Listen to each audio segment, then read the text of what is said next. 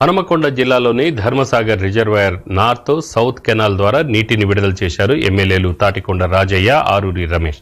అనంతరం మాట్లాడిన ఎమ్మెల్యే రాజయ్య వ్యవసాయ రంగానికి ప్రభుత్వం పెదపీట వేసిందన్నారు. రైతులకు 24 గంటలు ఉచిత కరెంటు సరఫరా చేస్తుందని తెలిపారు. దేశంలోనే ఎక్కడ లేని విధంగా రైతులకు పంట పెట్టుబడిగా రైతు బంధు ఇచ్చి అన్నదాతలకు అండగా నిలుస్తుందన్నారు. కేసీఆర్ రైతుల పక్షపాతి అని కొనియాడారు రాజయ్య. ఈ కార్యక్రమంలో ధర్మసాగర్ మండలంలోని బీఆర్ఎస్ నాయకులు, కార్పొరేటర్లు పాల్గొన్నారు.